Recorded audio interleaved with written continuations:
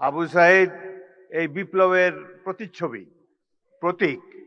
তার ছবি না থাকলে এটা কোনো ডকুমেন্টারি হলো না। প্রকৃতপক্ষে বক্তৃতা দেওয়ার মানসিকতা হারিয়ে ফেলেছি। আজ এই অনুষ্ঠানটি একটি জাতীয় অনুষ্ঠান, সলেম অকেশন। জুলাই যোদ্ধাদেরকে শ্রদ্ধার সাথে স্মরণ করার জন্যই রাষ্ট্র এই অনুষ্ঠানের আয়োজন। যে দৃশ্য এখানে দেখলাম সেটিতেই অত্যন্ত দুঃখিত এবং লজ্জিত হয়েছি, ব্যথিত হয়েছি। সকালটা ভালোই কেটেছিল, টেলিভিশনে দেখেছি জুলাই জাদুঘর উদ্বোধনী অনুষ্ঠানটি। সেখানে মাননীয় প্রধানমন্ত্রী এবং অন্যান্য দেশের বিশিষ্ট ব্যক্তিবর্গ ছিলেন। জুলাই যোদ্ধাদের একটি মিলন মেলা দেখতে পেয়েছিলাম সকালে। জাতীয় ঐক্য সহজেই প্রতিভাত হয়েছিল, কিন্তু বিকেলের এই অনুষ্ঠানটিতে যা দেখলাম এটি অভিপ্রেত ছিল না, একেবারেই অনভিপ্রেত। জাতীয় অনুষ্ঠানে আমরা তো জাতীয় ঐক্যের কোনো বহিঃপ্রকাশ দেখাতে পারলাম না। ভুল তো মানুষ করেই, ডকুমেন্টারিতে অনেক ভুল আছে। প্রথম ভুল আমি দেখেছি সেখানে তো আবু সাইদের ছবিই নাই। আবু সাইদ এই বিপ্লবের প্রতিচ্ছবি, প্রতীক। তার ছবি না থাকলে এটা কোনো ডকুমেন্টারি হলো না। সেখানে আরো নাই দেশনেত্রী বেগম খালেদা জিয়ার ছবিও তো নাই। সুতরাং কিছু ভুল হয়েছে এবং এই ভুল মাননীয় মন্ত্রী জোর হাতে স্বীকার করেছেন, ক্ষমা চেয়েছেন, বারংবার ক্ষমা চেয়ে। তো শান্ত হওয়া উচিত এই ধরনের একটা জাতীয় অনুষ্ঠানে। এটাকে পুষে সংসদের মতো একটা ওয়াকআউট, এটি বাঞ্ছনীয় নয়। আমি লক্ষ্য করেছি মাননীয় সংসদ সদস্য আক্তার অনুসারীদেরকে প্রশমিত করার চেষ্টা করেছেন, কিন্তু বাংলাদেশের নেতাকে তো মানে না সহজে অনুসারীরা। প্রতি মুহূর্তেই তারা যে নেতার চেয়ে বড় এটা প্রমাণ দেওয়ার জন্য মুখিয়ে থাকে। সেই কারণেই এই ধরনের একটা অনুষ্ঠানের এই পরিণতি হলো। এখানে যারা বিদেশি বসা ছিল, আমি মনে মনে চিন্তা করছিলাম যে ইংরেজিতেই ভাষণ দেবো, বিদেশিরা দেখুক 16 বছর আমরা কিভাবে কাটিয়েছি, কিন্তু তারা তো চলেই গিয়েছে। যাই হোক, জাতীয় অনুষ্ঠানে এই ধরনের বিশৃঙ্খলতা মোটেই কাম্য ছিল না। ভাই, আমরা তো জনগণের ভোট নিয়ে এখানে এসেছি, জনগণের নির্বাচিত প্রতিনিধি, আমরা হাওয়ার থেকে উড়ে এসে বসি নাই এখানে। সুতরাং এই সরকার নির্বাচিত একটি সরকার, এটুকু শ্রদ্ধা সম্মান প্রাপ্য। ভুল তো আমরা করি, আরো হয়তো সামনে আরো ভুল করব, সেই ভুল করলে তার জন্য মাসুলও দেব, কিন্তু সবাই মিলে ভুল সংশোধন করতে চাই। সকালের অনুষ্ঠানটা একটা চমৎকার একটা অনুষ্ঠান ছিল। প্রফেসর ইউনূস নিচে বসেছিলেন, তাকে মাননীয় প্রধানমন্ত্রী ডেকে এনে সম্মান দেখিয়ে তার পাশে বসিয়েছে, স্টেজে উঠিয়েছেন। এটাই তো আমরা কামনা করি। সবাইকে আমরা সম্মান করতে চাই, কাউকে অপমান করার চেষ্টা চাই। এখানে বক্তব্য দেওয়ার সময় কেউ বুয়া বুয়া বলে চিৎকার করে, কবে আমরা শিখবো? যাই হোক, অত্যন্ত দুঃখজনক। আমি আরো বেদনার্থ হয়েছি, অভিভূত হয়েছি। মা তার অন্ধ ছেলেকে নিয়ে এখানে দাঁড়িয়েছেন। তার ছেলেটি চোখ হারিয়েছে গণতন্ত্র পুনরুদ্ধারের জন্য, আইনের শাসন কায়েম করার জন্য। তারা আমাদের সামনে এসে দাঁড়িয়ে যদি মর্যাদাই না পান, তাদেরকে যদি আবারও ছোটখাটো চাওয়া পাওয়ার জন্য মন্ত্রীদের দ্বারে দ্বারে ঘুরতে হয়, সেটি জাতির জন্য লজ্জা। আমি আপনাদেরকে আশ্বস্ত করতে চাই, এখানে দুজন মন্ত্রী, নিচে জুনায়েদ সাকি মাননীয় মন্ত্রী চমৎকার বক্তব্য দিয়েছেন। এই সরকার তো আপনাদের নির্বাচিত সরকার। আমরা ভুল করলে আমাদেরকে শুধরিয়ে দিবেন। আমরা তো আর আওয়ামী লীগ হতে পারবো না, হতেও চাই না। আওয়ামী লীগের দেখেন, তাদের কোনো অনুশোচনা নাই।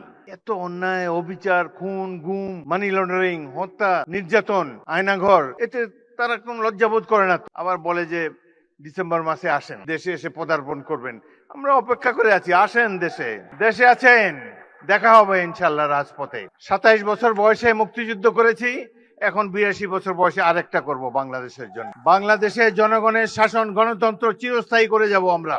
রক্ত দিয়েছি এই দেশের জন্য, যুদ্ধে আহত হয়েছিলাম 1971 সালে। এই ধরনের বাংলাদেশ দেখার জন্য নয়। ইনশাল্লাহ জুলাইয়ের যে ইতিহাস, গৌরবের ইতিহাস, পৃথিবীতে অনেক রাষ্ট্র আছে, তাদের এরকম নাগরিক নাই উদ্ধত সঙ্গীনের সামনে দুহাত তুলি আবু সাইদের মতো দাঁড়াতে পারবে। কোন জাতি এত সাহসী? আমরা সেই জাতি, তাদেরকে নিয়ে আমরা গর্ববোধ করি।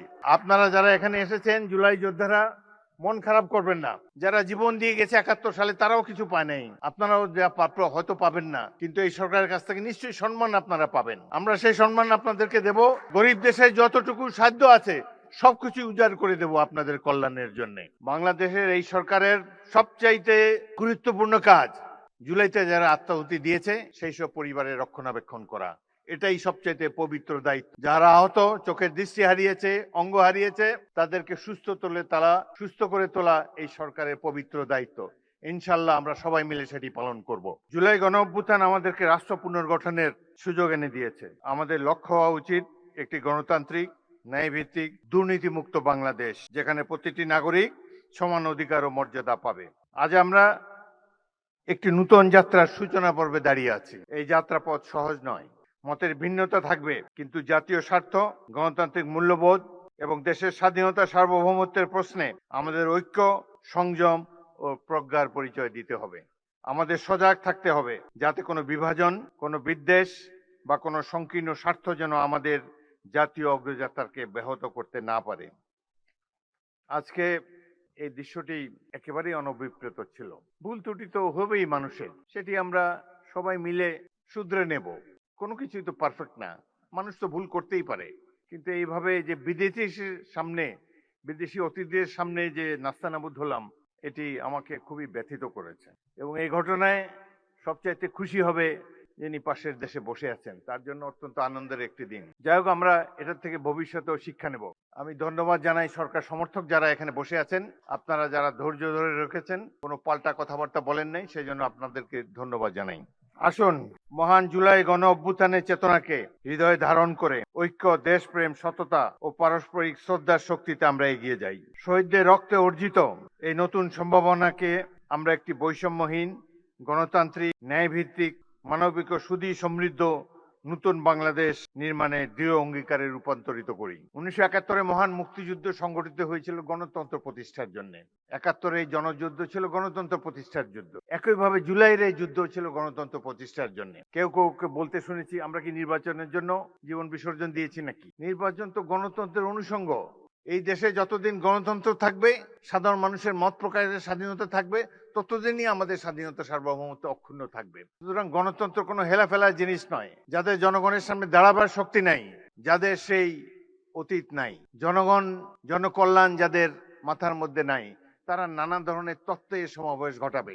অনেক কথা বলার ছিল, কিন্তু রাষ্ট্রপতি হিসাবে সব কথা বলা ঠিক না। ঐক্য বিনষ্ট হয়ে এরকম কোনো কথা বলতে চাই না। আমি খুবই সামান্য মানুষ। এখানে যা কিছু সম্মান দিয়েছে আমাদের দল দিয়েছে, জনগণ দিয়েছে, মহান জাতীয় সংসদ দিয়েছে। আমি ক্ষুদ্র ব্যক্তি, কিন্তু একটি বড় চেয়ার আপনারাই দিয়েছেন, সেখানে বসে আছি। চেয়ারের মর্যাদা যাতে সবসময় থাকে, সেই জন্য, আমার জন্য নয়, চেয়ারের মর্যাদা রক্ষার জন্য, বাংলাদেশের মর্যাদা রক্ষার জন্য আমরা প্রত্যেকটি নাগরিক সচেতন থাকবো।